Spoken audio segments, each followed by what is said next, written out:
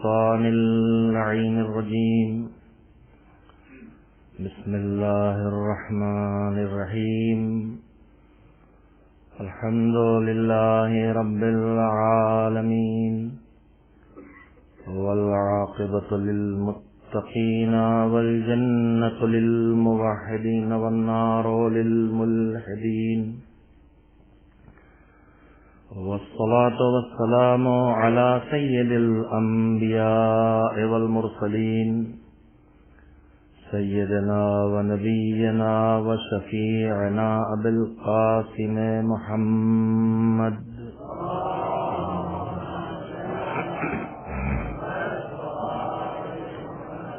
وآل الطيبين الطاهرين المعصومين المظلومين واللعنة الدائمة الباقية على أعدائهم أجمعين من الآن إلى يوم الدين. أما بعد فقد قال الله سبحانه وتعالى في كتابه المبين وهو أصدق الصادقين وقوله الحق. بسم الله الرحمن الرحيم لقد كان لكم في رسول الله أسوة حسنة لمن كان يرجو الله واليوم الآخر وذكر الله كثيرا. صلوات جميعا.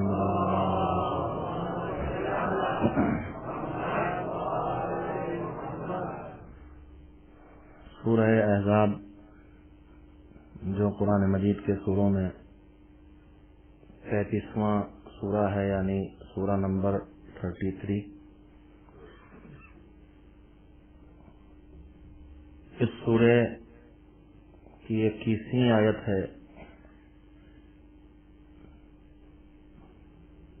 جس آیت میں پروردگار عالم نے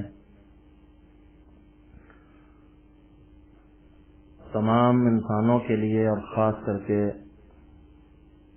مسلمانوں کو یہ پیغام دیا ہے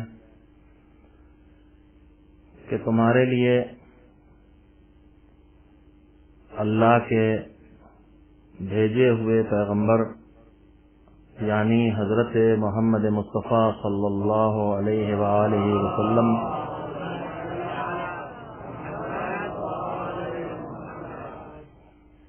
کی ذات، ان کا وجود، ان کی ایک ایک بات، ان کا ایک ایک انداز، ان کی ہر ادا، ان کا ہر طریقہ حیات، ان کا ہر فیصلہ، ان کا ہر رویہ، سب کا سب تمہارے لیے آئیڈیل ہے. تمہارے لیے ان کی ذات میں پیروی کرنے کا، ان کی زندگی کے طریقے کو، وے آف لائف کو اپنی زندگی کا طریقہ بنانے کے لیے بہترین نمونہ موجود ہے. پیغمبر کی ذات ہے تو ساری دنیا کے لیے نمونہ اور آئیڈیل، لیکن ان میں صرف اور صرف وہ لوگ پیغمبر کی ذات کو اپنا آئیڈیل بنا سکیں گے اور ان کے انداز حیات کو اپنا سکیں گے جن کے اندر 3 باتیں پیدا ہو جائیں. پہلی یہ کہ ایسا انسان ہی صرف پیغمبر کی پیروی کر سکتا ہے کہ جو اللہ سے اس کے اجر و جزا کی امید رکھتا ہو اور آخرت کے لیے بھی امیدوار ہو. صرف دنیا میں اللہ سے پیغمبر کی پیروی کرنے کے نتیجے میں امیدوار نہ ہو بلکہ آخرت کا بھی امیدوار ہو. اور پھر تیسری اور آخری اور سب سے بڑی اور سب سے اہم شرط یہ ہے کہ وہی انسان پیغمبر کی پیروی کر سکتا ہے، وہی انسان پیغمبر کو اپنے لیے آئیڈیل بنا سکتا ہے جو اللہ کو بہت زیادہ یاد رکھتا ہو۔ حیات معصومین میں ہماری زندگی کے لیے جو سبق ہیں وہ اس سال کے 17 محرم 1429 ہجری کا آغاز ہوا ہے۔ ان مجالس کے لیے میری گزارش کا عنوان ہے اسباق حیات معصومین، lessons of the life of معصومین۔ میں نے پہلے دن آپ کی خدمت میں عرض کر دیا تھا کہ ان معصومین سے میری مراد وہ 14 معصوم ہیں جن میں پہلی ذات خود پیغمبر گرامی کی ہے اور آخری ذات بھی انہی کے ہم نام، انہی کے جانشین، زمانے کے ولی اور عصر کے امام کی ہے۔ امام کا نام آیا ہے تو صلوات بھیجیں۔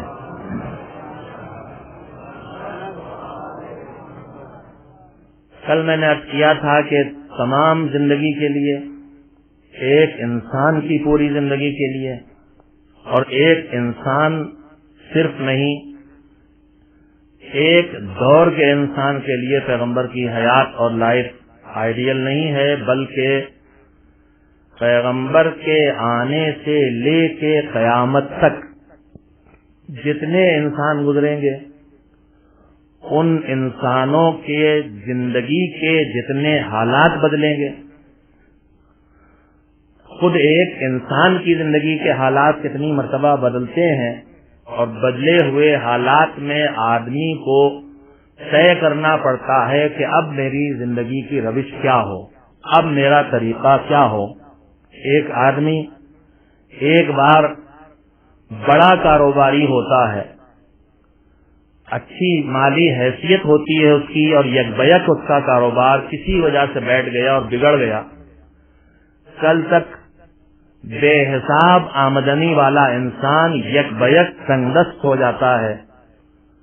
کل تک جو نہ جانے کتنوں کو کھلا رہا تھا یک بیک اپنی روٹی کے لیے محتاج ہو جاتا ہے۔ ہم اپنی زندگی میں نمونے دیکھا کرتے ہیں۔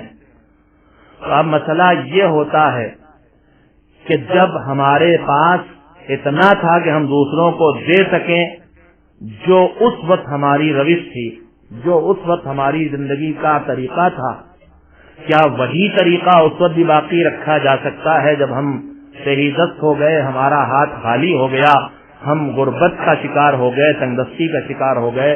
تو آپ جواب دیں گے کہ نہیں۔ دولت مندی کے دور میں زندگی کے لیے کچھ اور طریقہ ہوتا ہوگا، اور غربت کے دور میں زندگی کا کچھ اور طریقہ ہوگا۔ ایک ہی انسان کی زندگی میں جو مختلف حالات پیدا ہوتے ہیں، تندرستی، صحت ایک انسانی زندگی کی صورت ہے، اور بیماری، کمزوری اسی انسان کی زندگی میں دوسری صورت ہے۔ تو جو وے آف لائف، جو طریقہ حیات، جو سلیقہ زندگی صحت کے عالم میں، تندرستی کے عالم میں انسان کے لیے ہے، اگر اسی کو بیماری میں باقی رکھے تو کیا باقی رکھ سکتا ہے؟ کہا نہیں، انداز بدلنا پڑے گا۔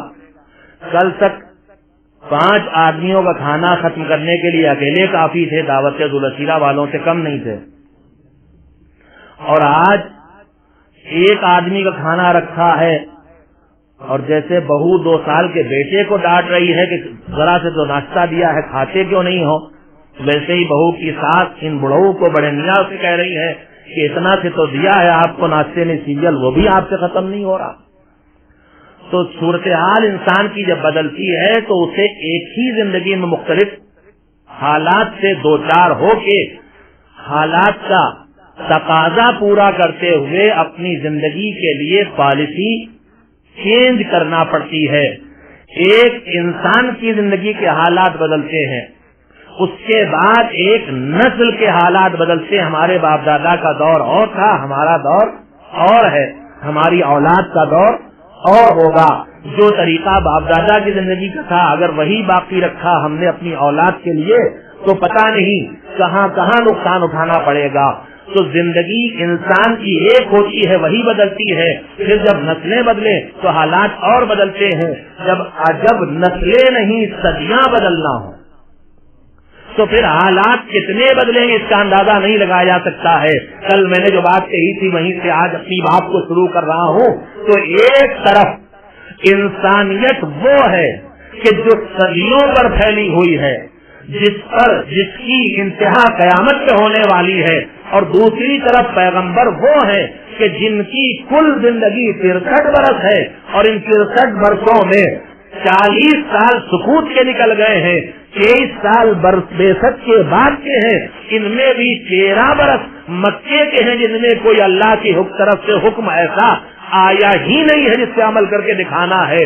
تو کل 10 سال کی حیات پیغمبر ایک طرف ہے, اور پیغمبر کی زندگی سے قیامت تک کا لمبا فاصلہ دوسری طرف ہے.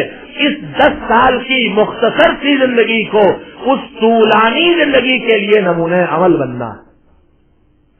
آپ نے اس مسئلے کے اس رخ کی طرف اگر توجہ دی ہے تو کل میں نے آپ سے ایک بات کہی تھی, آج اسی بات کے دوسرے پہلو کی طرف آپ کو متوجہ کرنا چاہتا ہوں. کل میں نے یہ کہا تھا کہ پیغمبر کی ذات کو میں نے تو نہیں دیکھا ہے, آپ نے تو نہیں دیکھا ہے, تو آپ پیغمبر کرتے کیا تھے, نماز کیسے پڑھتے تھے, وضو کیسے کرتے تھے, کھانا کیسے کھاتے تھے, بستر سے لیٹتے وقت کیا کرتے تھے, بستر سے اٹھ کے کیا کرتے تھے, کوئی ملاقاتی آتا تھا تو ان کی روش کیا ہوتی تھی, کوئی انہیں برا بھلا کہتا تھا تو وہ کیا کرتے تھے. نہ جانے زندگی کے کتنے حالات ہیں جو ایک انسان کی زندگی میں آتے ہیں. یہ سب مجھے کیسے پتا چلے؟ پیغمبر کے ارد گرد رہنے والوں سے پوچھا جائے تو ان کی 3 قسمیں دکھائی دیتی ہیں. بیویاں ہیں جو گھروں کے اندر رہی ہیں, اصحاب ہیں جو گھروں کے باہر رہے ہیں. تو اب میں بیویوں کو ازواج پیغمبر سے پوچھتا ہوں تو گھر کی بات معلوم ہو سکتی ہے, باہر کی بات معلوم نہیں ہو سکتی, اور اصحاب سے پوچھتا ہوں تو باہر کی بات معلوم ہو سکتی ہے, گھر کی بات نہیں معلوم ہو سکتی. لہذا مجھے کوئی ایسا چاہیے جو گھر کی بات بھی بتا سکے, باہر کی بات بھی بتا سکے. تو یہاں پر آ کے مجھے اہل بیت ملتے ہیں جو گھر کی بات بتانے والے بھی ہیں, باہر کی بات بتانے والے بھی. یہ بات میں نے کل آپ کی خدمت میں کہی تھی. آج اسی بات کے دوسرے پہلو کو آپ کے سامنے رکھنا چاہتا ہوں کہ پیغمبر کی پیروی کو حکم اللہ نے دیا ہے, لیکن میں نے اپنی گزارش کا عنوان یہ جو رکھا کہ معصومین کی زندگی میں ہمارے جو سبق سیکھنے کے سبق ملتے ہیں وہ سبق کیا ہیں, وہ ہم کیسے سیکھیں. میں نے پیغمبر کی زندگی تنہا پیش نظر کیوں نہیں رکھی ہے, معصومین کی زندگی کیوں رکھی ہے؟ تو میں نے عرض کیا کہ ایک وجہ تو یہ ہے کہ پیغمبر کی مختصر کی 10 سالہ حیات جو نمونہ ہے, اس تک میرا پہنچنا ممکن نہیں ہے جب تک کہ بیچ میں ان کو نہ ڈالوں جو پیغمبر کی زندگی کے ساتھ ساتھ تھے. تو ان میں مجھے اہل بیت دکھائی دیتے ہیں جو گھر کی زندگی میں بھی ساتھ ہیں, باہر کی زندگی میں بھی ساتھ ہیں. بلکہ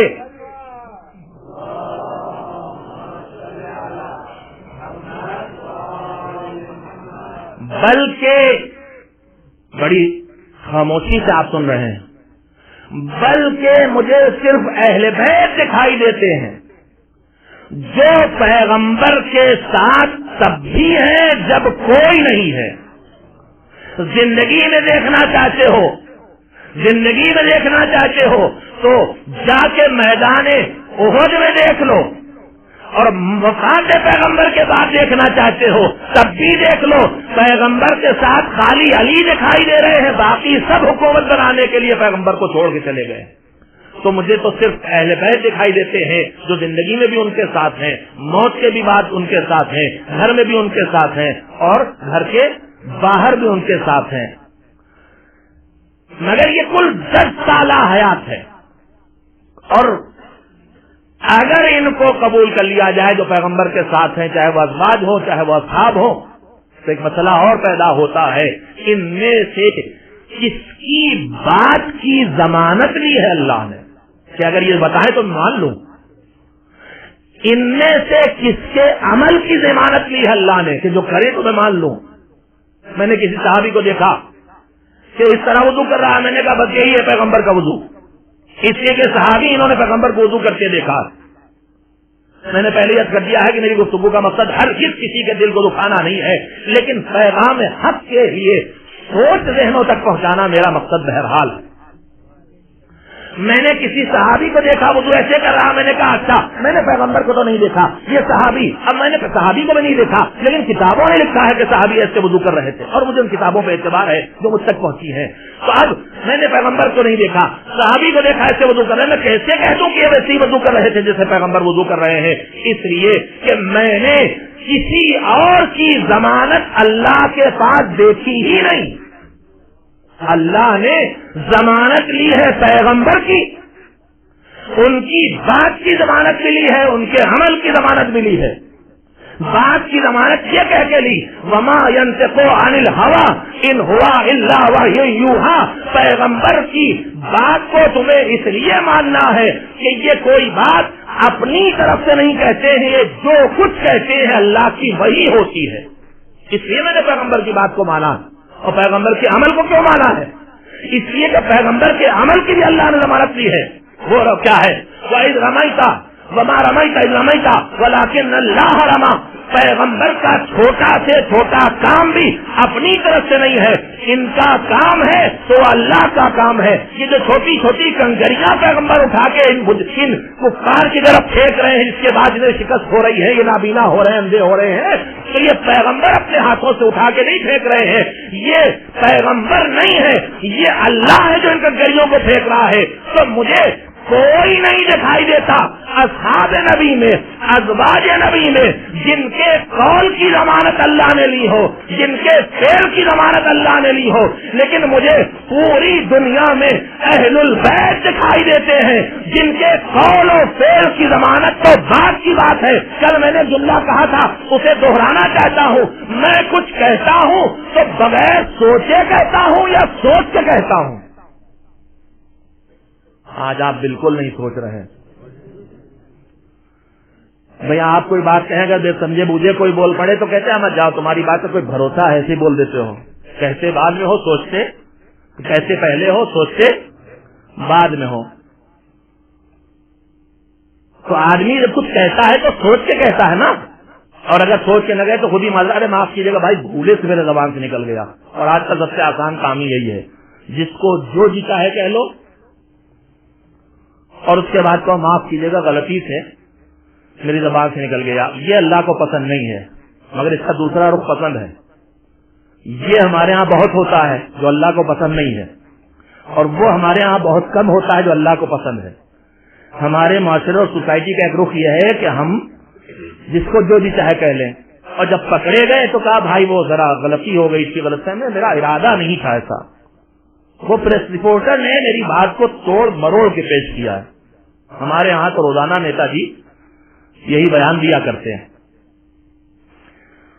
لیکن یہ اللہ کو پسند نہیں ہے. مگر اس کا دوسرا پہلو پسند ہے جو ہمارے معاشرے میں سوسائٹی میں نہیں پایا جاتا. میرے بھائی بھی سن رہے ہیں اور میں سمجھتا ہوں میری بات بہنیں بھی سن ہی رہی ہیں. نہ سن رہی ہوتی تو ان کے بولنے کی آواز آتی. ہم ایک دوسرے کو کچھ بھی کہہ لیتے ہیں اور بعد میں خیر اگر معذرت کر لیں کسی بہانے, یہ بھی بہت بڑی بات ہے. مگر یہ پسند نہیں اللہ کو کہیں اس کے بعد پھر اس کو بدلیں. بلکہ میں جملہ یاد دلاؤں مولا کائنات امیر المومنین حضرت علی بن ابی طالب علیہ الصلوۃ والسلام کا جملہ ہے, نہج البلاغہ میں فرمایا جو بہت زیادہ معذرت کرتا ہے وہ منافق ہوتا ہے. قدم قدم پہ معاف کیجیے گا, معاف کیجیے گا, معاف کیجیے گا, معاف کیجیے. اس کا مطلب یہ ہے کہ آپ حد سے زیادہ گڑبڑ کرتے ہیں. اس کے بعد آگے پا ایک ہی راستہ ہے, معاف کیجیے گا, معاف کیجیے والا راستہ. لیکن یہ رخ اللہ کو پسند نہیں, لیکن دوسرا رخ اللہ کو پسند ہے. سید سجاد حضرت امام زین العابدین علیہ الصلوۃ والسلام نے فرمایا کہ اگر تم اپنے مثلا داہنے کان سے کسی کی کوئی بات سنو جو تمہارے خلاف ہو, ادھر اس نے کہی, داہنے کان کی طرف تھا تو تمہارے خلاف کوئی بات کہی, اور فوراً بائیں کان کی طرف آیا اور آ کے کہا کہ میری مراد یہ نہیں تھی, میرا مقصد یہ نہیں تھا, تو اگر دائیں کان میں وہ بات جو تمہیں تکلیف پہنچا رہی ہے کہہ کے فوراً بائیں کان کی طرف آ کے کہے میرا مقصد یہ نہیں، میری مراد یہ نہیں، میں معذرت چاہتا ہوں، میں نے یہ نہیں کہا ہے، مجھ سے غلطی ہوئی ہے، تو اتنے سے فاصلے پہ بھی اگر وہ مان لے تو تم اس کے اس معذرت کو قبول کر لو. ہمارے یہاں پہلا کام زیادہ ہوتا ہے جو اللہ کو ناپسند ہے، دوسرا کام نہیں ہوتا ہے جو اللہ کو پسند ہے. اللہ کہتا ہے اگر کوئی غلطی کر کے معذرت کر لے تو اسے قبول کر لو. خیر تو بات کہنے کی آئی تھی، بتائیے کہ ہم آپ جو کچھ کہتے ہیں تو سوچ کے کہتے ہیں بغیر سوچے کہتے ہیں، سوچ کے کہتے ہیں، اور کچھ کرتے ہیں تو سوچ کے کرتے ہیں بغیر سوچے. ارے سوچے بغیر اگر کریں تو لوگ دیکھ کے کہتے ہیں تھوڑا سے کھسک گئے، سڑک پہ جا رہے ہیں، بڑبڑا رہے ہیں، ہاتھ پیر پھینک رہے ہیں، نہ کوئی سننے والا نہ کچھ بول رہے ہیں، ہاتھ پیر چلا رہے ہیں، تو ہر آدمی میرے لب مسکراتا ہے، لگتا ہے پٹری سے تھوڑا سے گاڑی ہٹی ہے. ہاں اوپر والا مکان گیا کرائے سے. توجہ دے جو آپ سے کہنا چاہتا ہوں، ضمانت کس کی اللہ نے؟ پیغمبر کی. کیا ضمانت لی؟ اپنی طرف سے کچھ کہتے نہیں، اپنی طرف سے کچھ کرتے نہیں. اصحاب سے کسی کی ضمانت لی نہیں، کسی کے لیے کہا ہو نہیں. ازواج میں سے کی ضمانت لی نہیں. مگر ضمانت کس کی لی؟ آدمی کچھ کہتا ہے تو سوچ کے، آدمی کچھ کرتا ہے تو سوچ کے، یعنی بغیر چاہے سوچے گا نہیں، جب تک کچھ چاہے گا نہیں کہے گا نہیں. ہم کہتے ہیں میں نے یہ نہیں کہنا چاہا تھا آپ سے، کہہ بھی دیں تو یہی تو کہتے ہیں نا میں نے آپ سے یہ نہیں کہنا چاہا تھا. تو کچھ کہتے ہیں تو پہلے وہ بات کہنا چاہتے ہیں، توجہ دیں گے. کچھ کرتے ہیں تو پہلے وہ بات کرنا چاہتے ہیں. اگر پیغمبر کے کردار کی ضمانت اللہ نے یہ کہہ کے لی ہے کہ یہ کچھ کرتے نہیں ہیں، جو کرتے اللہ کی طرف سے، جو کہتے ہیں اللہ کی طرف سے، تو اہل البیت کے کردار کی ضمانت اللہ نے الفاظ میں لی ہے کہ یہ کچھ چاہتے ہی نہیں ہے، جو چاہتے ہیں اللہ چاہتا ہے وہی چاہتے ہیں. اب یہ کہیں گے تو کہنے سے پہلے وہی کہنے کے لیے چاہیں گے جو اللہ چاہے گا. یہ کچھ کریں گے تو کرنے سے پہلے وہی کرنا چاہیں گے جو اللہ چاہے گا. تو مجھے صرف اہل بیت کے کردار کی ضمانت ملتی ہے، اس لیے میں سیرت پیغمبر کو لوں گا تو اہل بیت کے پاکیزہ دروازے سے لوں گا، عصمت کے مطہر دروازے سے لوں گا. ایک صلوات بھیجے محمد و آل محمد.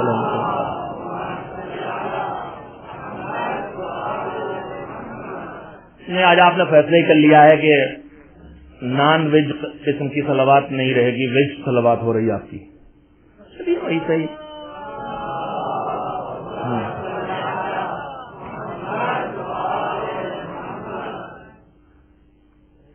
ایک جملہ آپ کو یاد دلاؤں، وقت ہے ابھی، صلوات بھیجنے میں بہت وقت نہیں خرچ ہوتا ہے، اور یہ بمبئی کی مجلس بھی نہیں ہے کہ یہاں حساب لگایا جائے. ہمارے یہاں کے بزرگ عالم دین آئے تھے، بزرگ تھے، بہت بڑے خطیب تھے، بزرگ ہو گئے تھے، تو تھوڑی تھوڑی دیر کے بعد جلدی جلدی صلوات بھیجتے تھے. تو ایک مجلس کے بعد ایک سامعین میں سے کہا مولانا صاحب مجلس کو آپ بہت اچھا پڑھا، مگر 1 گھنٹہ مجلس میں 22 منٹ آپ نے صلوات میں لے لیا، اور اگلی بات کہنا مناسب نہیں. انہوں نے کہا کہ پیمنٹ میں بھی ہم اس کا خیال کریں گے. ایک صلوات بھیجے محمد و آل محمد.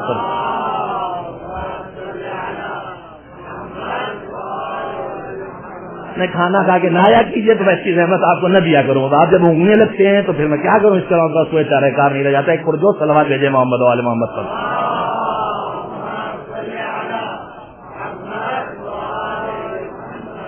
تو کردار کی ضمانت صرف مجھے اہل بیت کی اللہ نے لی دکھائی دیتی ہے. اس سے باہر جاتا ہوں میں تو مجھے صرف 2 کردار ایسے دکھائی دیتے ہیں، 2 کردار ایسے دکھائی دیتے ہیں.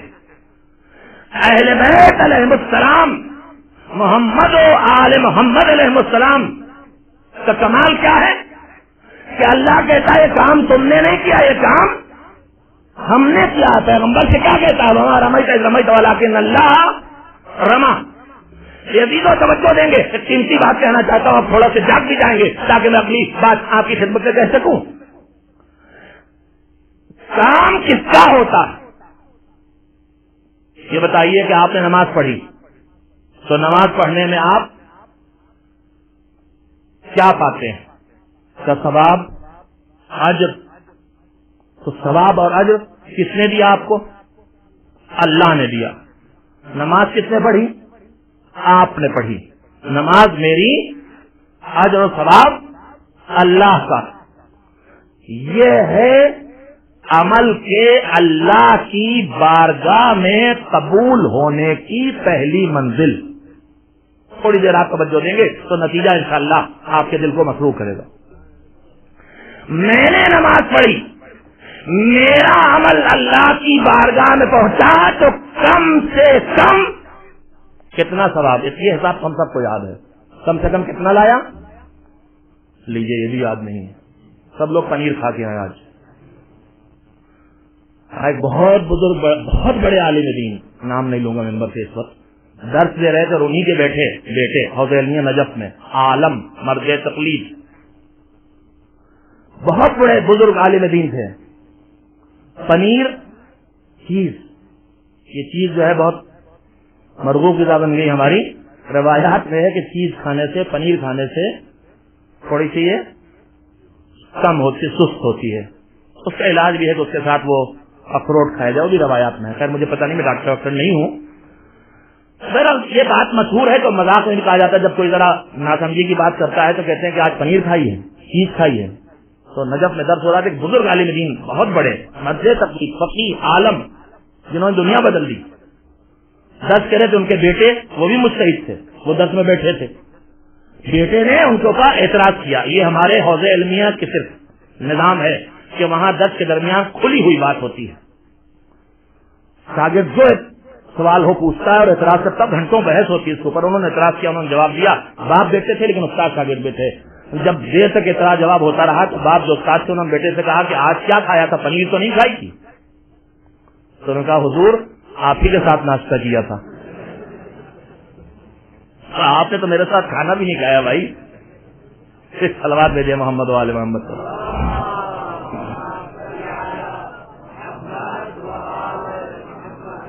تو آدمی عمل شروع کرتا ہے اللہ کی بارگاہ میں، جیسے ہی طرف قبولیت تک پہنچتا ہے پہلا اثر یہ ہوتا ہے کہ ایک عمل کی جزا کم از کم 10 گنا، ایسا ایک دم میں بڑھا دی ہے 10 گنا. اس کے بعد ذرا آگے بڑھے تو 70 اور پھر 70,000 اور پھر بے حساب، جس کا کچھ پتا نہیں ہے. 10 گنا جزا. ایک کے بدلے میں کتنے ہوئے؟ 10 ہوئے کم از کم. 10 کو اردو میں کہتے ہیں 1 2 3 4 سے لے کے 9 تک، اس کو کہتے ہیں اکائی. مجھے انگریزی نہیں آتی تھی، اس کی کیا آتی نہیں ہے.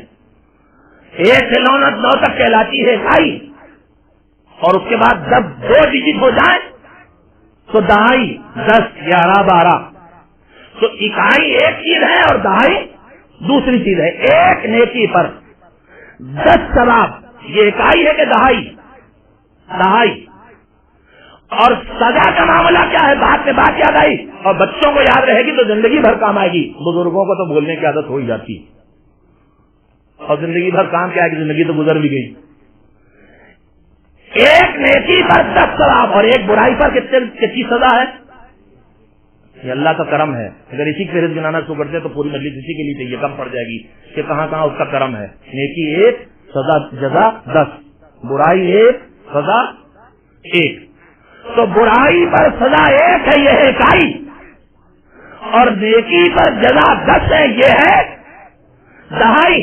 چوتھے امام حضرت زین العابدین علیہ السلام کا قیمتی فقرہ سنو لوگوں. کبھی کبھی انہوں نے اشاروں میں بھی گفتگو کی ہے، ہماری ذہانت کا امتحان لیا ہے کہ روز پنیر تو نہیں کھاتے. نیکی پر جزا 10، یہ ہے دہائی. برائی پر سزا 1، یہ ہے اکائی. امام نے فرمایا کہ بد نصیب ہے وہ انسان جس کی اکائیاں اس کی دہائیوں سے زیادہ ہو. ایک نیکی پہ 10 جگہ ملتی ہیں اور پھر بھی نام عمل میں ایک کے بدلے میں 10 والی لسٹ چھوٹی ہو اور ایک کے بدلے میں 1 والی لسٹ بڑی ہو. اور اگر ہم اپنا جائزہ لیں تو حالات اس سے کچھ الگ دکھائی نہیں دیں گے. تو میں نے بات جہاں سے شروع کی تھی، آپ وہاں ہیں یا نہیں ہیں؟ عمل کی ضمانت اللہ لیتا ہے اور کہتا تم نے نہیں کیا، یہ ہم نے کیا. اور یہ ضمانت مجھے ایکسٹینشن اس کا ملتا ہے تو اہل بیت کے لیے کہ جو چاہتے ہو وہی چاہتے ہو جو اللہ چاہتا ہے. اور آدمی بولنے سے کچھ کہتا ہے تو پہلے کہنا چاہتا ہے, کچھ کرتا ہے تو پہلے کرنا چاہتا ہے. لہٰذا ان کی ضمانت بھی ہو گئی. مجھے غیر معصوم دنیا میں صرف 2 کردار ایسے ڈھونڈے ملتے ہیں جہاں اللہ کہتا ہے کہ کام ان کا نہیں میرا ہے. جو شرف پیغمبر کو ملا ہے مجھے غیر معصوم دنیا میں صرف 2 کے لیے ملتا ہے. اس کی طرف آپ کے ذہنوں کو لے جانا چاہتا ہوں. میں نے ایک کام کیا, کام میرا, جزا کس کی؟ اللہ کی. یہ ہے قبول ہونے کی پہلی منزل. اس کے بعد قبول ہونے کی دوسری منزل آتی ہے آدمی اللہ صرف جزا پہ نہیں روک دیتا. ایک کے بدلے میں 10, 50, 100, 70, 70,000 جتنی جزا ہو یہی نہیں روک دیتا ہے. اس سے آگے بڑھتا ہے. عمل کبھی کبھی اتنا اونچا ہوتا ہے, عمل کبھی کبھی اتنا اونچا ہوتا ہے کہ اللہ جزا دینے کو کافی قرار نہیں دیتا. میں بہت مفصل بحث کو بہت مختصر کے لفظوں میں آپ کی خدمت میں کہنے کی کوشش کر رہا ہوں. عمل کبھی اتنا اونچا ہو جاتا, اونچا کیسے ہوتا ہے؟ ڈیکوریشن سے اونچا نہیں ہوتا, سجاوٹوں سے اونچا نہیں ہوتا. نماز اللہ کی بارگاہ میں اونچی ہوتی ہے تو اس سے نہیں کہ آپ کتنے لہن اور کتنی اچھی آواز میں پڑھ رہے ہیں. عمل اللہ کی بارگاہ میں اونچا ہوتا ہے تو خلوص نیت سے اونچا ہوتا ہے, صفائی قلب سے اونچا ہوتا ہے, للہیت سے اونچا ہوتا ہے.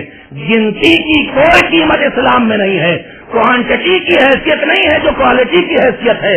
ہزاروں رکعتیں راتوں کی بیکار جا سکتی ہے جب للہیت نہ پائی جائے, اور بستر کی ایک نیند رضائے پروردگار تک پہنچا دیتی ہے جب للہیت پائی جائے.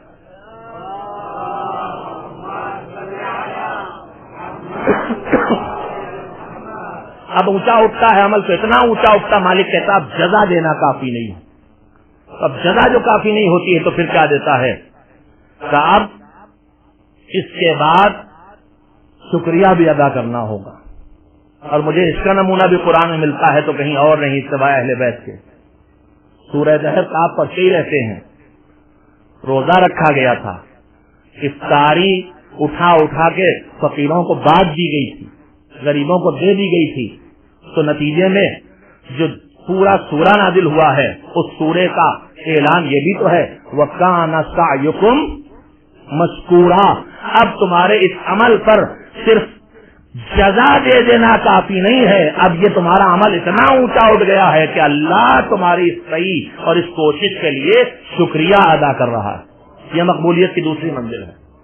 پہلی منزل ہے جزا پانا, دوسری منزل ہے شکریہ پانا. مگر میں پھر آپ سے پوچھتا ہوں یہ عمل, یہ کام کس کا ہے؟ اللہ کا ہے کہ بندے کا ہے؟ بندے ہی کا ہے نا. شکریہ اللہ کی طرف سے ہے لیکن یہ عمل کس کا ہے؟ بندے کا ہے. تیسری منزل آتی ہے جہاں مالک صرف جزا دینے کو کافی نہیں قرار دیتا, صرف شکریہ کو کافی قرار نہیں دیتا. میں بہت مختصر کر رہا ہوں, بلکہ عمل کے مقابلے میں شکریہ سے آگے بڑھ کے رضا حوالے کر دیتا ہے بندے کے. وَمِنَ النَّاسِ مَن يَشْرِي نَفْسَهُ ابْتِغَاءَ مَرْضَاتِ اللَّهِ. لوگوں میں وہ بھی ہیں جو اپنے نفس کو اللہ کی مرضیوں کے بدلے میں بیچ دیا کرتے ہیں. تو یہ تیسری منزل ہے. پہلی منزل عمل کے مقابلے میں جزا, دوسری منزل عمل کے مقابلے میں شکریہ, تیسری منزل عمل کے مقابلے میں رضا. مگر میں پھر پوچھتا ہوں یہ عمل کس کا ہے؟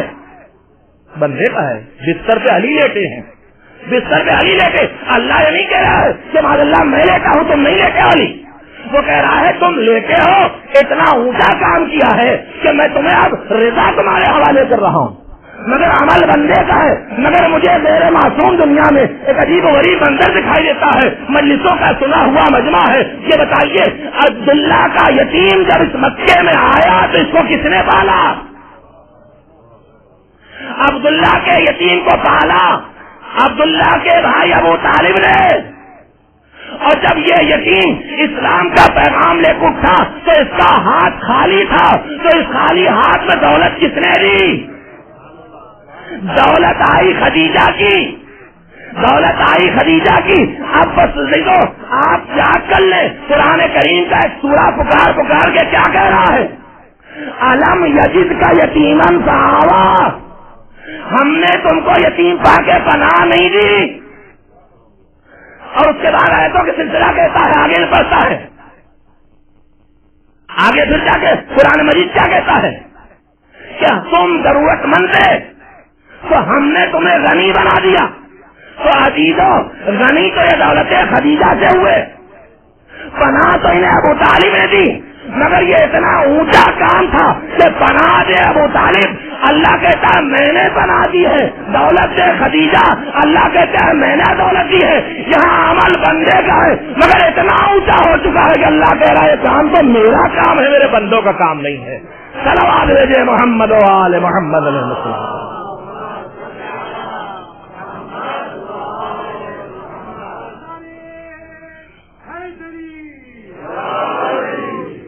تو ضمانت صرف اللہ نے لی ہے, تو کس کی لی ہے؟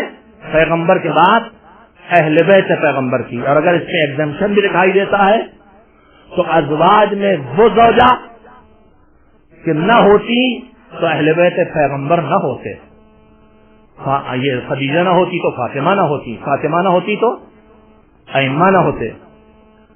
اور اصحاب میں وہ صحابی کہ یہ نہ ہوتا تو علی نہ ہوتے, علی نہ ہوتے تو ائمہ نہ ہوتے.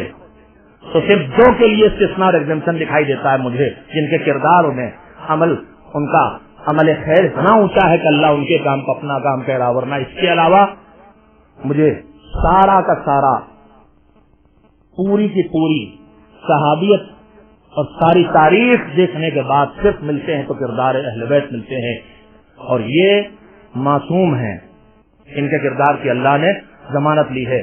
اب یہیں سے ایک مشکل اور آسان ہو جاتی ہے. 10 سال میں نمونہ سامنے آنا ہے قیامت تک کے لیے. آدمی کی زندگی کے حالات بدلیں گے, زمانہ بدلے گا, کردار بدلیں گے, حالات بدلیں گے, اس میں پالیسیاں بدلنا چاہیے. اگر 10 سالہ صرف زبان سے لفظ نکل گیا. ایک مرتبہ میں ایک مجلس پڑھنے گیا تھا, میری جوانی کا دور تھا, اب بھی بڑھاپا نہیں آ گیا ہے. آپ کے مجلس سنتے سنتے بڑھاپا ضرور طاری ہو گیا اتنی دیر میں. اتنی داڑیاں تو یہیں سفید ہو گئی. ایک صلوات بھیجے محمد و آل محمد کا.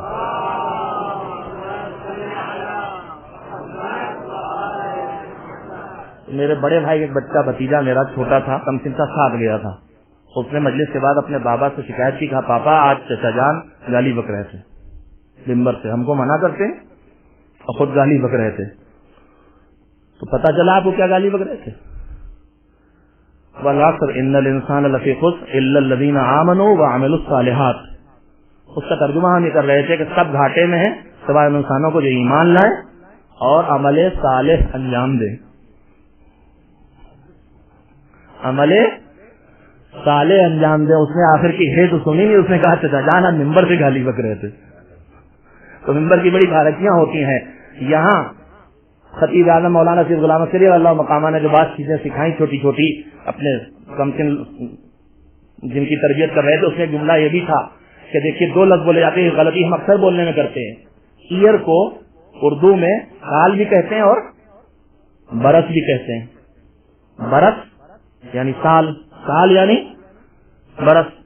1 ایئر 1 سال یا 1 برس آپ دونوں کہہ سکتے ہیں.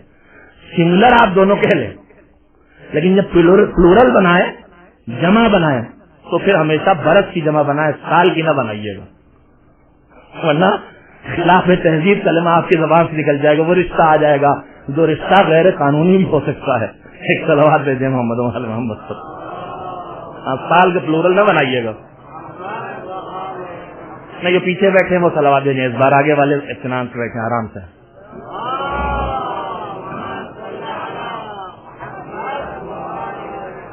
تو 10 برس حیات پیغمبر کے ہیں, صرف 10 برس. اس میں کتنا نمونہ سامنے آ جائے گا لوگوں کے. لیکن جب کردار پیغمبر اہل بیت کی شکل اختیار کر لے تو اب یہ 10 برس بدل جاتے ہیں 250 برسوں سے. 250 برسوں سے سب امت اسلام 2 حصوں میں تقسیم ہو جاتی ہے. ایک طرف وہ جن کے پاس نمونہ حیات صرف 10 برسوں کا ہے, اور ایک طرف وہ جہاں سیرت پیغمبر, کردار پیغمبر, بشکل امامت علی کی طرف منتقل ہوتی ہے اور وہ کردار چلتا ہوا صدیوں سے مہدی تک پہنچتا ہے. سن 260 ہجری میں امام شریف دنیا سے شہید ہو کے رخصت ہوتے ہیں. 250 سال امامت کے دور کے ملتے ہیں, 10 سال رسالت کے. اس طرح 250 سال سے زیادہ کی نمونے کی زندگی مل جاتی ہے.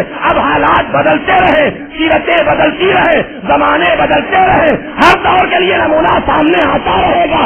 دور جہالت ہو کیا کرنا ہے پیغمبر کو دیکھ لو, دور علم آ جائے کیا کرنا ہے امام صادق کو دیکھ لو, دور غربت ہو کیا کرنا ہے علی مرتضیٰ کو دیکھ لو, دور امارت آ جائے تو کیا کرنا ہے علی رضا کو دیکھ لو, دشمن کھل کے تو سامنے آ جائے کیا کرنا ہے حسین کو دیکھ لو, دشمن چھپ کے سامنے آئے کیا کرنا ہے علی رضا کو دیکھ لو, پیچھے سے حملہ کرے تو کیا کرنا ہے حسن مجتبیٰ کو دیکھ لو, سامنے سے آگے لڑے تو کیا کرنا ہے حسین شہید کربلا کو دیکھ لو.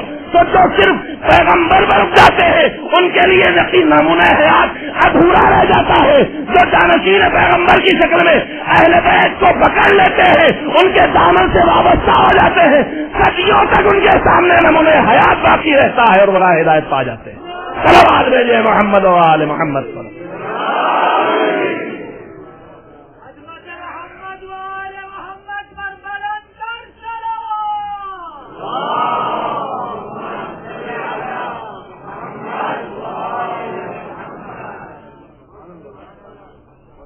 معصومین کی حیات نمونہ بنائیے.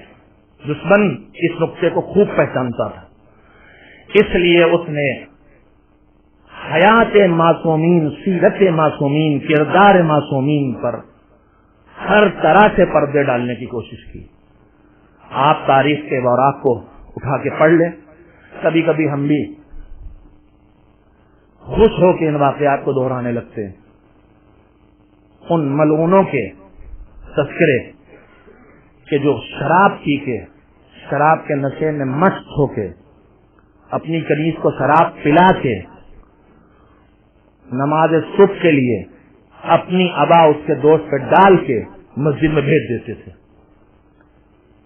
ایسے تذکرے بہت ہیں, تذکرے آپ سنتے رہتے ہیں, مگر میں ایک رخ کی طرف آپ کی توجہ حاصل کرنا چاہتا ہوں. یہ بھی تاریخ کا ایک ظلم ہے جہاں ان بد کردار انسانوں کے, بے کردار انسانوں کے زندگی کی, بدترین زندگی کی, عیاشی کے چھوٹے چھوٹے واقعات کتابوں میں لکھے ہوئے, مگر ان پاکیزہ کردار جن کی ضمانت اللہ نے لی تھی, جن کی زندگی کا ہر لمحہ ہدایت کا نور پہنچانے والا تھا, ان کی زندگی کے واقعات تلاش کرنے پر سینکڑوں اور ہزاروں صفحے کتابوں کے پلٹنے کے بعد کہیں ایک آدھ نمونہ دیکھنے کو مل جاتا ہے.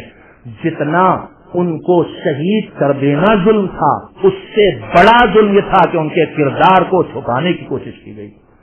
یہ اور بات ہے, اب آج وقت نہیں ہے, یہ اور بات ہے کہ دشمن ان کے کمالات کو چھپانے کی کوشش کر رہا تھا اور اللہ ان کے فضائل و کمالات کو نشر کرنے کا انتظام کر رہا تھا. اسی لیے آج 14 صدیوں کے بعد بھی ان کے فضائل کا سورج آسمان کی بلندیوں پہ چمک رہا ہے. دشمن کی یہی سازش تھی کہ ان کی فضیلتوں کو, ان کے کمالات کو, ان کی سیرت کو, ان کے کردار کے نمونوں کو چھپایا جائے. ہارون کے دربار میں فلاں افریقہ سے آنے والی کنیز کیسے گانا گاتی تھی اور کیا گاتی تھی, یہ تو آپ کو تاریخ میں لکھا مل جائے گا. مگر اسی زمانے میں امام موسیٰ کاظم قید خانے کی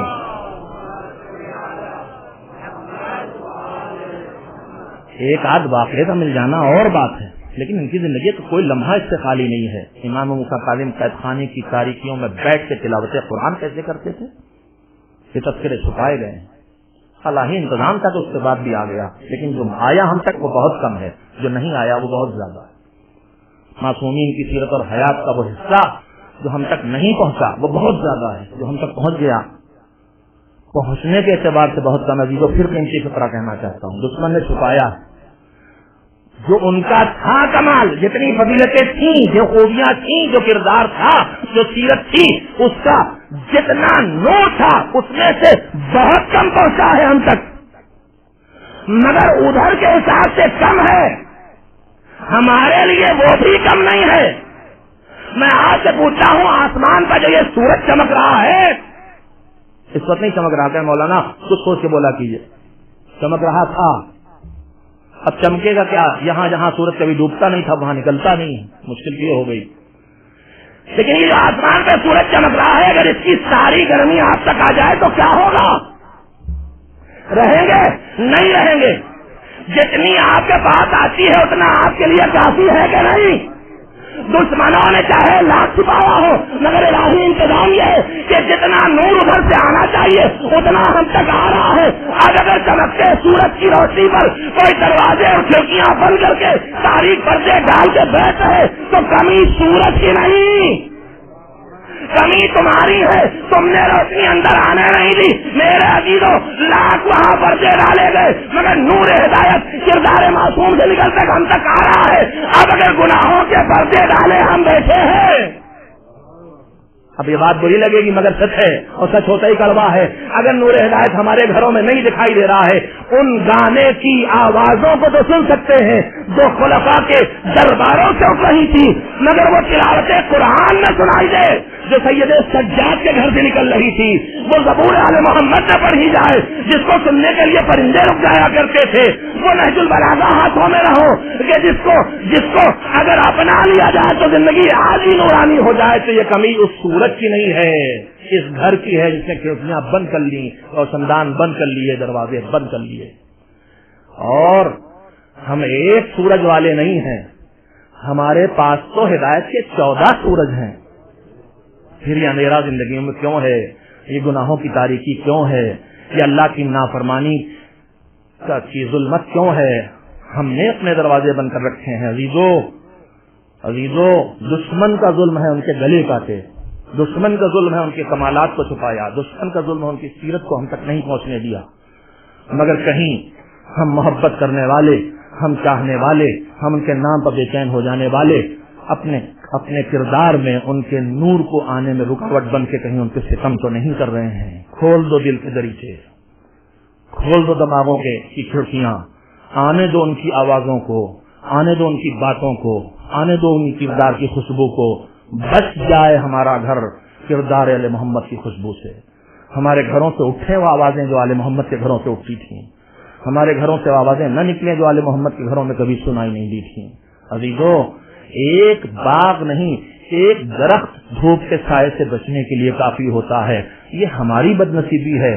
اللہ نے 1,24,000 درختوں کا باغ لگا دیا, اس کے بعد ان میں سے بھی 14 درخت ایسے لگا دیے کہ ان میں سے ایک درخت پوری کائنات سے سایہ کرنے کے لیے کافی ہے. اس کے بعد بھی اگر ہم گناہوں کی دھوپ میں کھڑے ہیں تو قصور درخت کا نہیں ہے, قصور اس کا ہے جو میدان میں تپتی ہوئی ریت میں کھڑا ہو اور سایہ دار درخت دیکھ رہا ہو اور درخت کی بار کے پاس جا کے پناہ نہ لے. اٹھو, محرم کا مہینہ ہے, حسین کا مہینہ ہے, سید سجاد کا مہینہ ہے, قربانیوں کا مہینہ ہے, برائیوں کے لشکر سے نکل کے نیکیوں کی طرف آنے کا مہینہ ہے, اس لشکر کو چھوڑنے کا مہینہ ہے جنہوں نے پانی بند کیا تھا, اس لشکر میں آنے کا مہینہ ہے کہ جنہوں نے دشمن کو بھی پانی پلایا تھا, اس گروہ کو چھوڑنے کا مہینہ ہے جہاں نمازوں کا مذاق اڑایا جا رہا تھا, اس حلقے میں آنے کا مہینہ ہے کہ جہاں فرزند زہرا برستے ہوئے تیروں پہ مسلح بچھا رہے تھے. اٹھو, نکل پڑو اپنے گھروں سے, سفر لمبا نہیں ہے, سفر بہت چھوٹا ہے. کھول دو گھروں کو, دروازوں کو, آؤ حسین ہمارے گھر میں آ جاؤ, اپنی برکتوں کو لے کے آ جاؤ, اپنی نور کی روشنیوں کو لے کے آ جاؤ. اب محرم میں نہ آئے تو کب آؤ گے میرے مولا؟ ہم گنہگار ہیں, ہم خطاکار ہیں, مگر ہمارے دل آپ کی محبت سے سرشار ہیں. آپ کو اپنے اسی غلام کے, اپنی ان کنیزوں کے دل کے اندر اس محبت کا واسطہ مولا, جو اندھیرا شام غریباں پھیلا تھا, جو چراغ شام غریباں بجھ گئے تھے, ان کا واسطہ مولا ہمارے گھروں میں اپنی محبت کی روشنی اس طرح سے پھیلا دیجئے کہ پھر گناہوں کی تاریکی ہمارے گھروں کے اندر نہ آنے پائے. تو سجدے کے نشان پیشانیوں کو ابھر آئے جیسے ہمارے سینوں پر ماتم کے نشان ہیں. مولا ہماری بیویوں کے سروں پر چادریں پھر نہ چھننے پائیں, اس چادر کا واسطہ جو تمہاری بہن کے سروں سے کربلا میدان میں چھین لی گئی. عہد کرو کہ غور کرنا ہے, کربلا کے میدان میں لشکر حسین میں جو تھا وہ ہمارے گھروں میں دکھائی دے، جو لشکر یزید میں تھا وہ ہمارے گھروں میں دکھائی نہ دے۔ دشمن کو بھی انہوں نے پانی پلایا تھا، ہم اپنے بھائی کو معاف کرنے پہ تیار نہیں ہیں۔ ابھی اسی فرش اعضاء پہ ہم طے کر لیں، دل میں کینہ مومن کے لیے نہیں رہے گا، بغض نہیں رہے گا، نفرت نہیں رہے گی، محبت کو جگا دیں گے۔ کون؟ حسین۔ میں نے ابھی بار بار جملہ کہا ہے، 2 محرم گزر چکی ہے، حسین کا قافلہ جب اس کربلا کی طرف آ رہا تھا، بس میں نے بات کو ختم کیا، جب اس کربلا کی طرف آ رہا تھا آپ رونے کے لیے تیار ہیں، میرا بھی جل جاتا ہے۔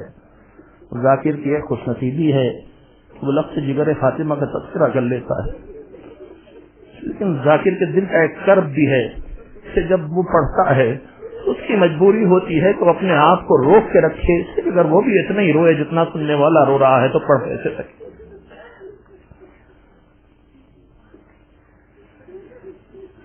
2 محرم آ گئی، فاطمہ کا لال کربلا کی طرف آ گیا۔ راستے میں 2-3 مرحلے ہیں جن کو یاد دلا دوں آپ کو، میں بھی رو لوں آپ بھی رو لیں۔ راستے میں ایک منزل سے جب قافلہ چلنے لگا تو حسین نے، فاطمہ زہرا کے لال نے کہا تھا کہ جتنے برتن ہیں، جتنے ظرف ہیں جن میں پانی رکھا جا سکتا ان سب کو بھر لو۔ اس سے پہلے حسین نے نہیں کہا تھا مشکوں کو بھر لو، جہاں جہاں پانی محفوظ کیا جا سکتا ہے پانی محفوظ کر لو۔ لوگوں نے سوچا شاید اب راستہ طولانی ہے، ہو سکتا ہے اب کوئی اتنا لمبا سفر حسین کرنے والے ہوں کہ جہاں ریگستان میں دور دور تک پانی نہ ملے، اس لیے مولا کہہ رہے ہیں پانی بھر لیا جائے۔ مشکیزیں بھر لیے گئے، سارے ظرف بھر لیے گئے، سارے برتن بھر لیے گئے، قافلے کی ضرورت سے کئی گنا زیادہ پانی ذخیرہ کر لیا گیا، جمع کر لیا گیا، قافلہ آگے چلتا رہا۔ ایک مرتبہ سامنے سے دور سے حسین کے ساتھ جو چھوٹا سا قافلہ ہے اس میں سے کچھ لوگوں نے دیکھا تو انہیں لگا سامنے نخلستان ہے۔ نخلستان کا مطلب میدان میں جب ہلکی سی سبزی دکھائی دے تو لگتا تھا کہ یہ کھجور کے درخت لگے ہوئے ہیں، اور وہ علامت ہوتی تھی اس بات کی کوئی آبادی اور جہاں پہ پانی ہے۔ تو جب سبزی سے دکھائی دی دور سے تو انہیں لگا کہ کھجور کے درخت سے کسی نے تکبیر کہی، کہ کیا ہے؟ کہا لگتا ہے ہم کسی آبادی کے پاس پہنچ رہے ہیں، نخلستان ہے۔ کہا رکو انتظار کرو۔ تھوڑی دیر کے بعد دیکھا دوڑتے ہوئے گھوڑے ہیں، زبانیں باہر نکلی ہوئی ہیں، نیزوں کی انیاں تپ رہی ہیں، چہرے بدحواس ہیں، آگے آگے ہر ہے، پیچھے پیچھے لشکر یزید ہے، اور یہ حسین کے مقابلے کے لیے آئے ہیں۔ مگر حسین نے ایک مرتبہ ان کی پیاس کو دیکھا، ان کی بے چینی کو دیکھا، بس حکم دیا سیراب کرو، سیراب کرو۔ پانی پلانا شروع کر دیا گیا۔ پانی پلانے والوں میں عباس بھی شامل ہیں، پانی پلانے والوں میں علی اکبر بھی شامل ہیں۔ میرے آقا